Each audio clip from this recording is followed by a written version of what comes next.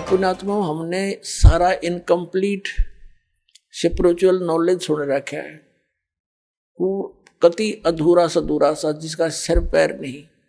तो इसको तत्व ज्ञान कहते हैं, जो सबको सेट करे और परिपूर्ण रूप से कथाओं को भी सही सुनाए। जैसे मीराबाई पिछले जन्म जन्मांतर की पुण्यकर्मी प्राणी थे और काल उनको ऐसे स्थान पर पैदा कर देता है कि उनकी भक्ति कोई कर्ण ना दे। वो कैसे ठाकुरों के घर जन्म दे दिया। और राजस्थान के ठाकुर उस समय अपने आप को खुदा से नीचे नहीं मानते थे, अपनी बहन बेटियों को पर्दे में रखते थे, एक परंपरा थी उनकी। और स्वयं सब खेतों में या कहीं भी काम करना होता स्वयं करते थे। पशुओं का गोबर भी उठाकर बाहर कुर्डियों पर स्वयं डाला करते थे। अपनी बहन बेटियों को पर्दे में रखा करते, बाहर नहीं जाने देते थे। और कोई जाति थी तो उसको कलंकित माना जाता था, बहिष्कार करते थे, उसका बहुत विरोध करते थे, उसका बुरा हाल कर देते थे, यहां तक कि उसको मार भी देते थे। अब परमात्मा की आत्मा भगवान बन नहीं रह सकती और पिछले संस्कार उसको टिकने नहीं देते, जिसके परिणाम स्वरूप वो आत्मा परमात्मा के लिए कहीं ना कहीं भटक रही होती है। काल ने जगह जगह एजेंट बैठा रखे अपने। कहीं देखोगे कोई पूजा पाड़निया, कितने कोई पत्रालियां बैठा ला तेरी भविष्य बता दूं, आजा बैठ जा धर दे 20 रुपये। फिर ये नकली संत, ये पंथ बना रखे नेरे, ये सारे एजेंट काल ने छोड़ रखे मिसगाइड करने के लिए। एक दयालु दाता हमारा पिता विधाता है, कबीर भगवान वो स्वयं आता है। वो जब ज्ञान देने लगता है तो विरोधी लोग असंख्य होते हैं। वो नकली संतों की जिनकी रोजी रोटियां बंद होने की संभावना हो जाती है, वो जनता को भड़का देते थे। हमें अपने पिता का विरोधी बना देते थे, अपने स्वार्थवश वो नकली, जिस कारण से वो खामियाना अभी तक हम भर रहे हैं, भोग रहे हैं। तो पुण्यात्मा मीराबाई की कसक बहुत ज्यादा थी भगवान में। उसकी माँ भी धार्मिक थी। माता से उसने पता चला, श्री कृष्ण जी की मूर्ति बना करके वो उसके गुणों से परिचित होकर के भगवान श्री कृष्ण को अपना इष्ट रूप में मानकर पूजा करने लगी। अब जब उसका विवाह करने लगे तो उसकी माँ उसने स्पष्ट कह दिया कि माता मैं दूसरी शादी नहीं कर सकती, मैंने तो ब्याह कर लिया भगवान से। तो नहीं माना, समाज का कारण था, जबरदस्ती उसका ब्याह कर दिया। एक बहुत अच्छे नेक व्यक्ति से विवाह, एक बहुत अच्छे नेक व्यक्ति से हुआ। और वो विवाह के 4 वर्ष के बाद उसके पति की मृत्यु होगी, मीराबाई के पति की। लेकिन उसने मीराबाई की प्रार्थना पर इतनी सुविधा दे दी थी कि मंदिर में जाने अलाउड कर दिया था। वो नगरी का राजा था, तो राजा के आगे विरोध कौन कर सकता है। उसके साथ में 2-3 नौकरानियां बहनें चली जाती थी, तो जिससे तो दूसरे ठाकुर लोग भी नहीं बोल सके, भी अकेली नहीं जाती है, 4-5 जाते हैं इसके साथ। और फिर राजा के सामने प्रत्येक व्यक्ति कुछ नहीं बोल सकता। अब वो मंदिर जाती थी, अटूट श्रद्धा थी भगवान में। अब परमात्मा कहते हैं सोचल छिद्र मैं करूं अपने जन के काज, सोचल छिद्र मैं करूं। अब क्या हुआ, दयालु है परमात्मा, सतगुरु आए दया करी, ऐसे दीन दयाल। ये हमारे परमात्मा सतगुरु आते हैं, ऐसे दीन दयाल है, अपनी आत्माओं को अपना रास्ता आप ही बताते हैं। एक दिन उस परमात्मा कबीर जी के शिष्य हो गए थे रविदास जी, और भी कई शिष्य हो गए थे, लेकिन रविदास जी उनके बहुत निकट रहते थे और वो चमार जाति से थे। आज से 600 वर्ष पहले ये छुआछूत चरम सीमा पर था। और ये जो शेड्यूल कास्ट के जो व्यक्ति होते थे, अनुसूचित जाति यानी चमार हुए, जुलाहे हुए, इनसे अन्य विशेष कर सर्वण जाति बहुत इनको हे समझती थी, इनके निकट नहीं मान जाते थे। तो मीराबाई, जिस रास्ते से मीराबाई जाती थी मंदिर में, उसी रास्ते में बीच में एक गरीब की झोपड़ी थी, आगे उसके साथ ही एक लंबा वैसे वन था, वृक्ष थे, खुला मैदान था। वहां परमात्मा कबीर जी और रविदास जी दोनों संत रूप में वहां सत्संग करने लग गए। अब मीराबाई जा रही थी मंदिर में, और जब देखा जाते समय कि कोई साधु संत आए हैं, लोग इकट्ठे हो रहे हैं, वापस आई, घंटा 2 घंटा मंदिर में अपनी करके पूजा अर्चना, तो वापस देखा तो वहां सत्संग शुरू हो गया, हो रहा था। मीराबाई और सखियों ने सबने मिलकर सोचा चलो 2 वचन सुनते हैं, भगवान की चर्चा हो रही है। वो बैठ गई जाके। परमात्मा तो आए इसीलिए थे, उस अपनी आत्मा को कहते हैं गोता मारूं स्वर्ग में जा बैठूं पाताल, कह कबीर ढूंढता फिर अपने हीरे मोती लाल। जैसे परमात्मा ने सबको ऐसे ही खोजा, तो मीराबाई सत्संग सुनने लगी। परमात्मा ने सत्संग वही किया जो राम और कृष्ण के बारे में वो किया करते थे। गुण तीनों की भक्ति में ये भूल पड़ो संसारे, कह कबीर निज नाम बिना कैसे उतरो पारे। 3 देव की जो करते भक्ति, इनकी कदे ना होवे मुक्ति। सारी कथा कहानी सुनाई भगवान ने। ब्रह्मा विष्णु महेश नासवान है, इनसे ऊपर कोई और परम शक्ति है, अपने को छुपा कर दाता बताया करते थे। मीराबाई को शौक लगा जैसे बिजली का झटका लगा करे, क्योंकि वो श्री कृष्ण की पुजारण थी, श्री विष्णु की पुजारण थी। पहली बार तो पुण्यात्माओं सबके साथ ऐसी घटना घटी। दास को भी ऐसा झटका लगा था, जब क्योंकि दास श्री कृष्ण और विष्णु का कट्टर पुजारी था, हनुमान जी के व्रत रखता था। श्याम जी हमारे दादा लाई वह गांव होया करे पूरी साधली पूजा, वो भी करता था। तो पहली बार दास को भी बड़ा दुख हुआ था, लेकिन सहन करके फिर आगे जानने की चेष्टा की तो हृदय के पट खुल गए, स्पष्ट दिखाई देता है। पहले मोतियाबिंद था, हमारा ऑपरेशन हो गया, अब हृदय वाली आंखें काम करने लगेगी।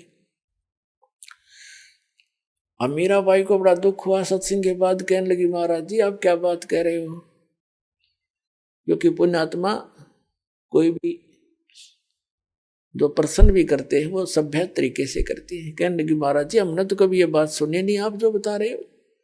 तब परमेश्वर ने कहा बेटी जो नहीं सुनी वही सुनाने आया हूं मैं।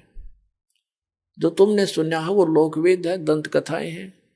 ये रामकृष्ण की आप मृत्यु होती है तो प्रश्न किया उस देवी ने कि भगवान आप कैसे कह रहे हो। भगवान श्री कृष्ण जी ने मोरध्वज राजा के पुत्र ताम्रध्वज को आरे से चिरवा कर जीवित कर दिया, आप कैसे कह रहे हो कि वो कुछ नहीं कर सकते। परमात्मा ने कहा बेटा मैं ये नहीं कह रहा कुछ नहीं कर सकते, पर ये तुम्हें मुक्ति नहीं दे सकते। फिर इनकी सामर्थ्य देख लो। मोरध्वज राजा का लड़का तो श्री कृष्ण ने जाके जीवित कर दिया, क्योंकि उसके सांस शेष थे, उसकी आयु शेष थी। इतना ये कर सकते हैं, ये तो एक जादूगर कर देता है, छोटे मोटे साधु संत कर देते हैं। लेकिन श्री कृष्ण जी जब कहाँ गई थी उनका वो सामर्थ्य, जब उनका सगा भांजा अभिमन्यु महाभारत के युद्ध में चक्रव्यूह में मारा गया था। सुभद्रा का पुत्र जो श्री कृष्ण की बहन थी सुभद्रा, श्री कृष्ण रो रहा था, 500 पांडव रो रहे थे, उनका कुल नाश हो रहा था, तो क्यों नहीं जीवित किया श्री कृष्ण जी ने अभिमन्यु को। अब सुन होगी। फिर पूछा उसने जी कारण क्या था, कि बेटी अभिमन्यु का प्रारब्ध इतना था, उसकी आयु शेष नहीं थी और ताम्रध्वज की आयु शेष थी। उसने जाके दिखा दिया ड्रामा, तो सेम गिवा एकदम, क्योंकि मालिक के जो ज्ञान है ये सटीक उदाहरण है। वह घर चली गई तो कहने लगी जी, फिर उसने कहा परमात्मा से, फिर दूसरा प्रश्न किया कि मुझे भगवान कृष्ण साक्षात दर्शन देते हैं, मैं उनसे बातें भी करती हूं। परमात्मा ने कहा बेटी तू अपने कृष्ण जी तो पूछ लिए, ये देवता है, ये झूठ नहीं बोला करते, सच्ची बताओगे तेरे को। अब उसने तो रात में नींद आई नहीं, बहुत कसक होगी, तो उनको जैसा भी वो समय कभी प्रकट हुए, श्री कृष्ण जी से पूछा भगवान आप तो सतोगुण भगवान हैं, आप तो झूठ बोला ही नहीं करते। मैंने ऐसे ऐसे संतों का सत्संग सुना है, मेरे बात जची नहीं उनकी, क्या आपसे भी कोई ऊपर शक्ति है? तो श्री कृष्ण जी ने कहा, मीरा वो शक्ति है, लेकिन वो हमने भी ना मिली, उसकी ट्राई करने की कोई यूज नहीं, हमने खूब सिर पटक लिया, वो देख उसका कोई अता पता नहीं लगता। अब वो उसको तो बड़ा झटका लगा कि वो संत कहते हैं हम उनको दिखा दें और उसका नाम दें, उसकी प्राप्ति करा दें। श्री कृष्ण जी ने इतना मान लिया कि वो है अवश्य। तो वह रात को नींद नहीं आया उस बेटी को। अगले दिन फिर पहुंच गई सत्संग में, वहीं बैठ गई। फिर सारी 2-3 दिन लगातार मालिक सत्संग करते रहे। फिर क्या हुआ, मीराबाई को प्रेरणा हुई कि भगवान मुझे उपदेश दे दो। परमात्मा ने कहा, बेटा पहला काम है इस भक्ति मार्ग का प्रथम कदम गुरु होना चाहिए, सतगुरु हो, सच्चा ज्ञान वाला हो। तो मीराबाई ने कहा, भगवान दीक्षा दे दो। अब परमात्मा ये देखना चाहते थे, यह ठाकुरों की लड़की, इसमें भगवान की कितनी चाह है। ये परमात्मा को प्रमुख मानती है या समाज को, लोक लाज को। तब मीरा से कहा कि बेटी जाओ। परमात्मा ने कहा, पता था कि वो दीक्षा मांगेगी, इतना ज्ञान सुने बादशाह तो पुण्यात्मा का कलेजा हल जाता है। रविदास जी से कह दिया कि तू मीराबाई को नाम दे दिए, प्रथम मंत्र मैंने तुझे बताया, केवल इस को देना, आगे तेरे को आदेश भी नहीं है। और मैं तेरे पास भेजूंगा जब यह दीक्षा लेना आवेगी, और तू इसकी परीक्षा लेना, तब देना इसको नाम। अब वह लड़की ने प्रार्थना की, परमात्मा ने कहा, बेटी जाओ उसके पास, वो बैठा महात्मा, वो देंगे तुझे दीक्षा। वो तो गई वहां पर जहां संकेत मिल गया, जाकर बैठ गई, एक महाराज जी नाम दे दो, दीक्षा दे दो। रविदास जी कहने लगा, बेटी बहन मैं हूं चमार जाति का और तू है ठाकरा की बेटी। गुरु से नाम लेने के बाद जब तूने लोग जाके यूं कहेंगे तूने किससे नाम ले लिया है, चमार पर नाम ले लिया, इज्जत का नाश हो गया। और जब तेरे मन में दोष आ गया, भक्ति खत्म हो जाएगी तेरी, और लोग तेरी बेइज्जती बहुत करेंगे बेटी, तो कोई और देख ले अपना गुरु। तो मीराबाई ने कहा कि महाराज जी मैं आपकी बेटी, आप मेरे पिता, बाढ़ में जाए संसार, मैंने नाम दे दो, मैं पीछा छुटवाना चाहती। तो रविदास जी ने दीक्षा दे दी। अपने आत्मा भक्तों के लक्षण ये होते हैं, वो लोक लाज नहीं करते। कभी परमात्मा की वाणी में भी गरीबदास साहिब बताते हैं, लोक लाज ना कीजिए निर्भय हो रहिए, और यो मन चावे राम को तो दासा तन करिए। कहते हैं लोक लाज ना कीजिए निर्भय हो रहिए, जय मन चावे राम को दासा तन करिए। स्वान स्वरूप संसार है कुछ कर सी नाही, शीस महल को देख करिए भौंक भौंक मर जाही। सत्संगी तजना सत्संगी संगना तज चितराम बसाही। नित्यानंद जी महाराज संत हुए हैं, उन्होंने कहा है कि लोक लाज मर्याद जगत की तरण जो तोड़ बगावे। ये लोक लाज मर्याद जगत की नोगे तरण की तरह, डिकड़े की तरह तोड़ के फेंक दे, तब कोई राम भगत गत पावे। तो साधु संतां के पिछले उदाहरण देख लो, उन्होंने लोक मर्यादा कति नहीं करी। जैसे आदरणीय नानक साहिब जी हिंदू धर्म में थे, अरोड़ा खत्री इनके घर जन्म था इनका, और रामकृष्ण के पुजारी थे। परमात्मा मिले तो पूरा उसी दिन त्याग दिया था, परमात्मा के दर्शन करके आते ही सब छोड़ दिया, और पूरा विरोध हुआ था उसका हिंदू समाज में, होने दे, कति परवाह नहीं करी। ये दृढ़ भक्त होते हैं जिनको भगवान आकर मिलते हैं। तो मीराबाई ने कहा, भगवान मुझे नाम दे दो, आप मेरे पिता, मैं आपकी बेटी, कुछ हो मेरे साथ वो संघर्ष, आप मेरे साथ रहोगे, मैं आप झेल लूंगी सब कष्टों को, पर परमात्मा के लिए मैं कुछ भी कर सकती हूँ। अब प्रथम मंत्र दे दिया रविदास जी ने, और फिर जैसे महीने में 20 दिन में फिर आने लगे सत्संग करने। तो सत्संग उस दिन तो भगत पर पक्के आते हैं। सत्संग विशेषकर परमात्मा रात्रि में भी करते थे और दिन में भी करते थे। दिन में कम रात्रि में ज्यादा करने लगे, क्योंकि दिन में काम नहीं न समय नहीं मिलता भक्तों को, व्यक्तियों को। रात्रि तो अपनी ही होती है, अपने ही समय नींद से समय निकाल लेते हैं। अब पहले तो वो दिन में मंदिर में जाती थी, अब रात्रि ने सत्संग में जाने लगी, दोनों टाइम, सुबह भी, दिन में भी, रात में भी। अब पहले तो उसका पति था, उसको साथ देता था, कोई बोलने वाला नहीं था। अब उसकी मृत्यु के बाद उसका देवर बन गया वहां का, उस नगरी का राजा। उसने मीराबाई को बहुत समझाया कि तू अब मत जाया कर, पहले तो तेरा पति था, अब लोग पता नहीं क्या क्या बात बनाते हैं, हमारी इज्जत का नाश कर देगी तू। उसने कोई परवाह नहीं करी थी, मंदिर में जाती रही। और फिर लागी और रात ने सत्संग में जान। इस बात का उसके देवर ने घना मलाल हो गया, घना दुख मान लिया कि इसको तो मार दे तो अच्छा है, और इसने तो इज्जत का नाश कर दिया। तो क्या किया उसने, क्या किया, एक दिन अपने पुत्र का जन्मदिन रख दिया, रिश्तेदार आए हुए थे, और एक किसी सपेरे से कहा कि ऐसा विषधर ला दे, ऐसा विषयर ला दे सर्प के डंक मारते मर जाए आदमी।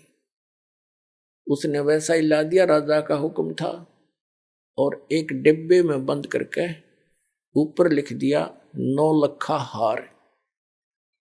राजा ने एक बांदी से कहा, नौकरानी से, जाओ मीरा को दे दे, ये हार गले में पैर लेगी, सुंदर कपड़े पहन लेगी, रिश्तेदार आवेंगे। और ऐसे, क्योंकि वो तो ऐसी रहती थी बेचारी, उसने तो ना उड़ने पैरने की कोई परवाह नहीं रही थी, भगवान में कसक गनी लगी थी।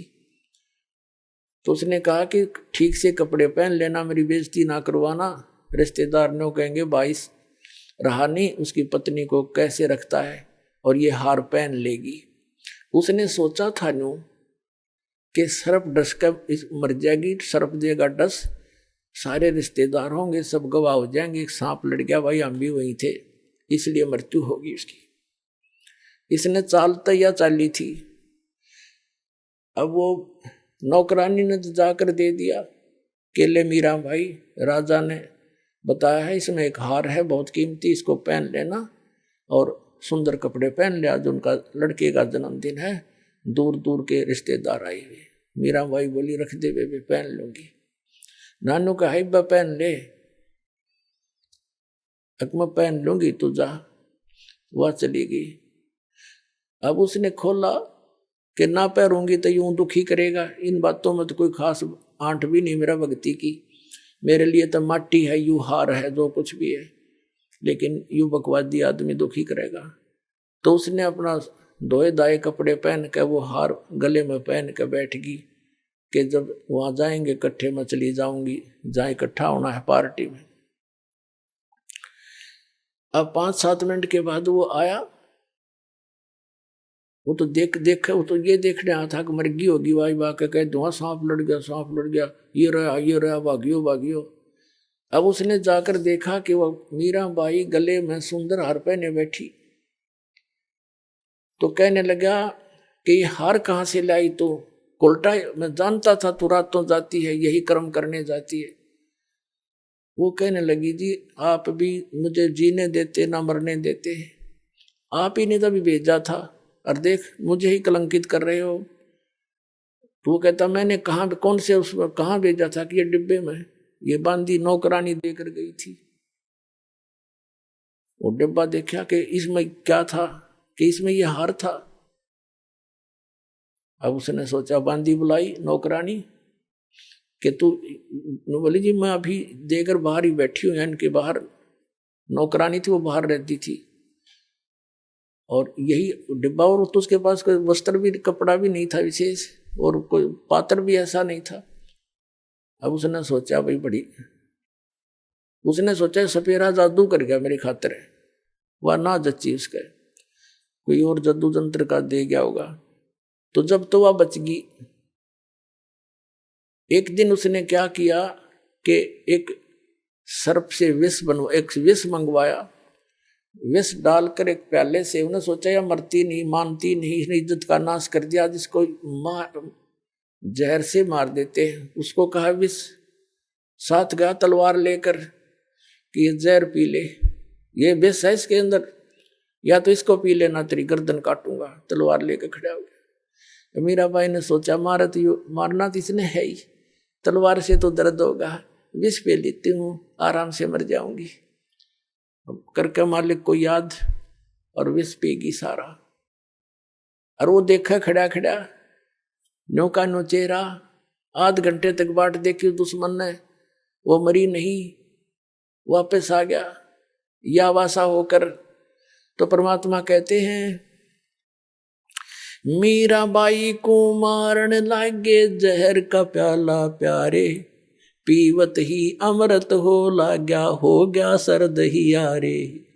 मन तू पावेगा अपना किया रे, भोगेगा अपना किया रे। भक्ति के अंदर ऐसी शक्ति है पुण्यात्माओं, विश्वास करना इस मालिक पर। ये कथाएं सुना करते थे हम, कथा नहीं थी, ये सच्ची बातें हैं।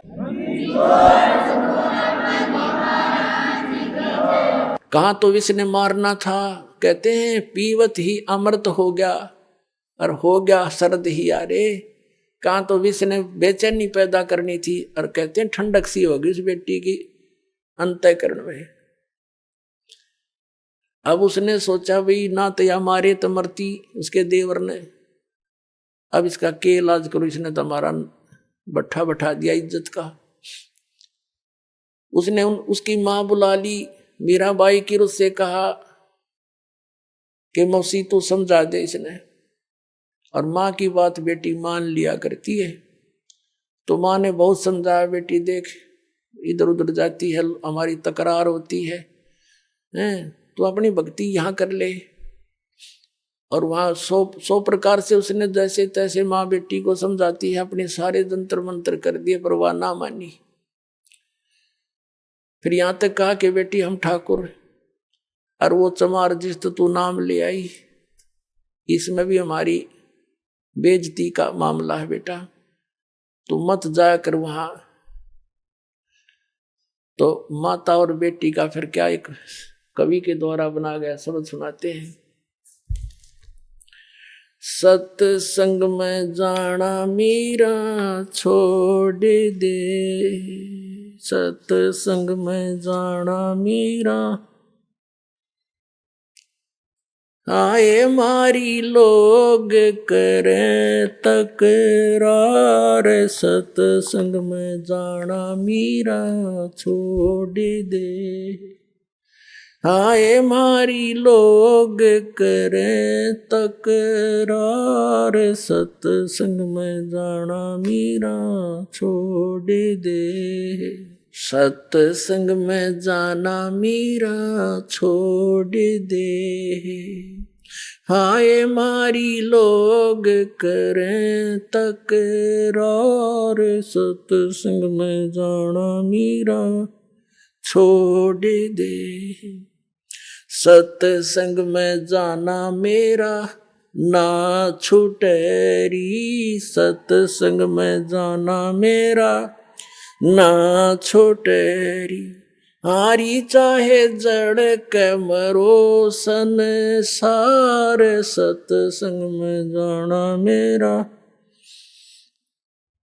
हारी चाहे जल के मरो संसार, सत्संग में जाना मेरा। थारे सत्संग के राह में है, थारे सत्संग के राह में है। आए वहाँ पर रहते हैं काले नाग, कोई कोई नाग तन डस लेवे। आए वहाँ पर रहते हैं काले नाग, कोई कोई नाग तन डस लेवे। जब गुरु जी की मेरे फेरी, जब गुरुओं की मेरे फेरेरी हारी व तो सरप गंडे वे बने जाव सत्संग में जाना मेरा ना छुटेरी हारी व तो सरप गंडे वे बने जाव सत्संग में जाना मेरा सत्संग में जाना मीरा छोड़ दे सत्संग में जाना मीरा छोड़ दे आए मारी लोग करें तकरार सत्संग में जाना मीरा छोड़ दे सत्संग में जाना मेरा ना छुटेरी सत्संग में जाना मेरा ना छुटेरी हारी चाहे जड़ के मरो सन सारे सत्संग में जाना मेरा थारे सत्संग के राह में है। वह माता डराना चाहती है बेटी को तुम्हारे सत्संग के राह में आए वहाँ पर रहते हैं बब्बर शेर कोई कोई शेर तन खा लवे कोई कोई शेर तन खा लवे जब गुरु जी की मेहर होवेरी जब सतगुरु जी की मेहर होवेरी आरी वो तो शेरों के गिदड़ बने जाव सत्संग में जाना मेरा ना छुटेरी हारी व तो शेरों के गिदड़ बने जाव सत्संग में जाना मेरा ना छुटेरी तुम थारे सत्संग के बीच में है थारे सत्संग के बीच में आए वहाँ पर रहते हैं साधु संत कोई कोई संत तन ले रमे आए वहाँ पर रहते हैं साधु संत कोई कोई संत तन ले रमे तेरे री मन में माता पाप हैरी तेरे री मन में माता पाप हैरी वो संत मेरे माँ बाप हैरी वो संत मेरे माँ बाप हैं हारी व तो कर देंगे बेड़ा पार सत्संग में जाना मेरा ना छुटेरी हारी व तो कर देंगे बेड़ा पार सत्संग में जाना मेरा ना छुटेरी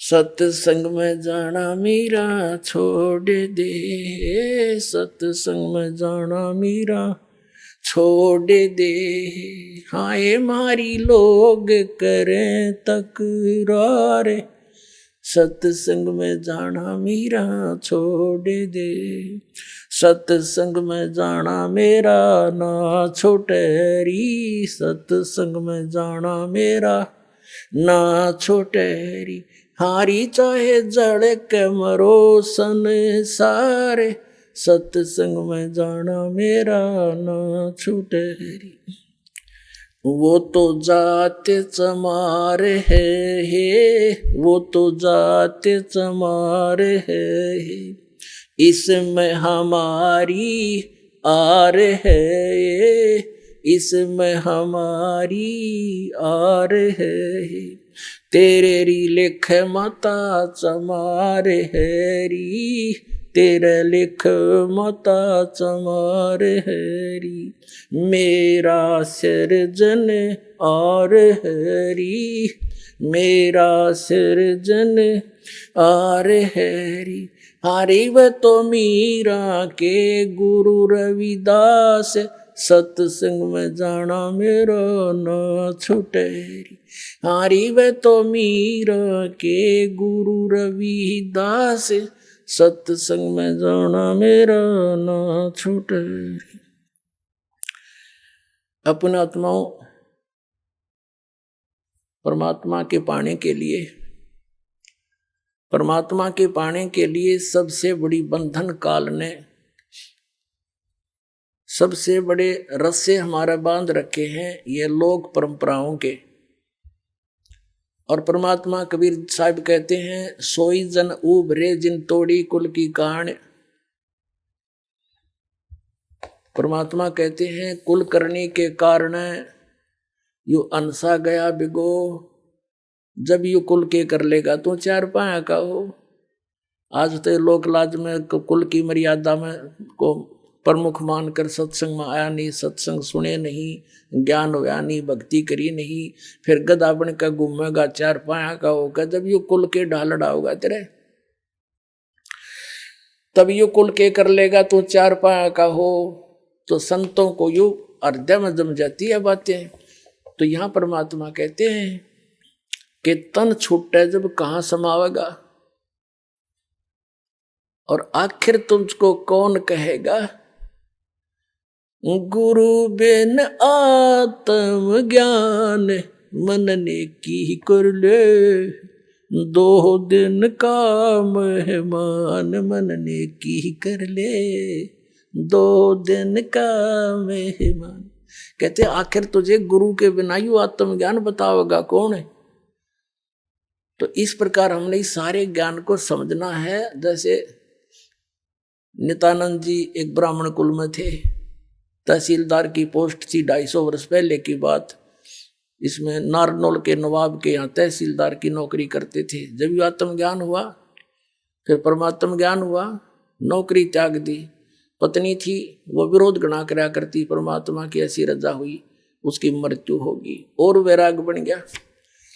जब इस ज्ञान से परिचित हुआ तब कहा था ब्राह्मण कुल में जन्म था। पहले तो 250 वर्ष पहले ब्राह्मण के घर जन्म होना ही एक बहुत बड़ी महान माना करते थे। और फिर तहसीलदार की पोस्ट, आज तो मंत्री की कोई ना इतनी कीमत जितनी उस समय तहसीलदार की होती थी। और दोनों को बद के गढ़ भगवान से दूर कर। कहते हैं कबीर साहब कहते हैं, सुख के माथे पत्थर पड़ो जिसते नाम हर देते जा, और बलिहारी उस दुख के जो पल पल नाम रटावे। परमात्मा कबीर जी कहते हैं आग लगो ऐसे सुख के जो भगवान से दूर करे। हे परमात्मा ऐसा दुख भी दिए रखना, तेरी याद बनी रहे। तो नित्यानंद ने कहा था जब वो ये ज्ञान हो गया, जब कहते हैं ब्राह्मण कुल में जन्म था मैं करता बहुत मरोड़, और गुरु गुमानी दास ने दिया कुबद गढ़ तोड़े। संत मिले उनको गुमानी दास नाम के, कहते कुबद का गढ़ तोड़ दिया। मान बढ़ाई है, ऊंची नीची जाति वाला अभिमान भेदभाव, कहते ये कुबद का गढ़ संत बिना नहीं टूटे। तो परमात्मा के बच्चे जो होते हैं उन्हीं को मिलते हैं जो दृढ़ होते हैं। मीराबाई दृढ़ भगत थी, सारा संसार एक तरफ। अपने आत्माओं मीराबाई ने देखा है, रोज बकवाद करता है ये, कभी मारने की चेष्टा करता, घर त्याग कर चली गई, वृंदावन में रहने लगी। तो वहां परमात्मा फिर मिले जाकर उसको दूसरा रूप बनाकर, और ज्ञान से उसे पूछा, जैसे धर्मदास जी को मिले थे। तब उस बेटी की फिर आंखें खोली, बेटा इससे आगे और भी नाम है, ये तो प्रथम मंत्र दिया है, इसके आगे सतनाम है, वो ग्रहण कर, उसको मैं दे सकता हूँ और किसी के पास नहीं है।